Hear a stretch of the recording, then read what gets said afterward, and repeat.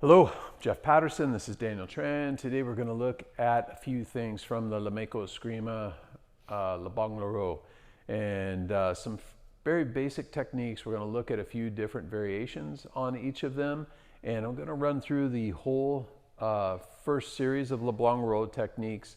There's 15 or 18 in the series that we're going to go through and show you some different variations that you can play.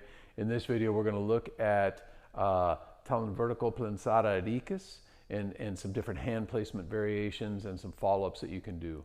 So to start, this is against a number one strike, and we're working with the Tala vertical block. So when you do the Tala vertical block, you want to make sure that it covers the head. You want to make sure that when you cover, your elbow is not past the stick. It's back here, because if the stick comes out there, your elbow will get smashed. So you're setting off the side. And also, if you look at it from the front, I don't want it back here blocking, because then the stick could come up in front and hit this side. So I'm out in front here. The elbow is behind the stick here. So when he feeds that number one, I'm going to go with that Tala vertical block and my number one hand placement, where I grab the meat of the thumb here and then planzada, hit to the midsection.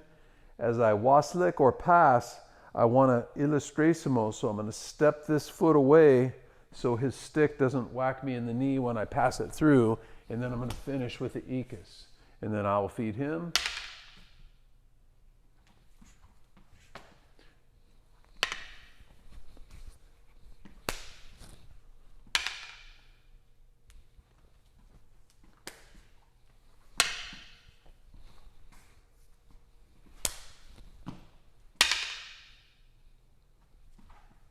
And this is the basic. So then the next variation I can still do off of the number one hand placement and go to the knee or to hood. Pass, hit. So it's just showing you some different targets you can take off of that Tala vertical and the number one hand placement. Then we can play off the number three hand placement. So from here, I'm coming on the back side of his stick instead of the front side of the stick. And again, I'm still grabbing the meat of the thumb. Now from here, I'm going to pass the stick over as I hit to the forearm, waslik, and finish with icas.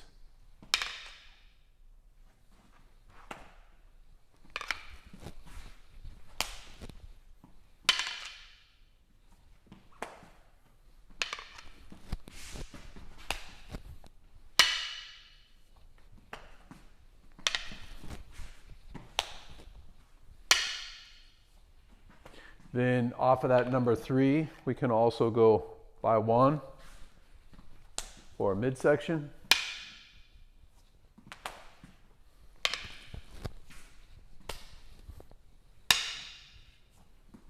And to the knee, to hood.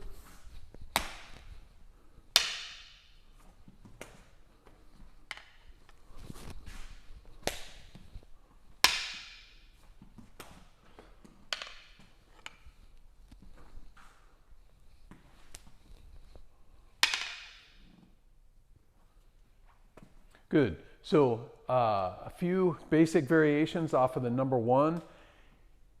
And as you're playing these, sometimes we might finish with the icas, or we might finish with a combination too. So we might go like a basic high-low high combination, or a different hand pattern combination that we're doing. Also, another thing that you can do with these Laban Laro exercises is play the example. So say he feeds me, and I come in with this basic pattern, and then when I come through to go with my first strike on the icas, he might sombrada, and then we could put a combination or a striking pattern together off of that and kind of link it together. You could go into the trapping range and play some trapping exercises.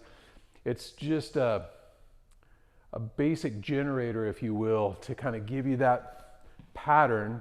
And then you start looking at things that you can do around the pattern or into the pattern. And so as you do that, if you're a teacher and you're planning class times for your students, I really like to do things like this, is like kind of have a basic generator in the class, and then have like 5, 6 different options outside of that. So that way you're getting a lot of disguised repetitions with your students, but also keeping it fresh and teaching them some new stuff as well.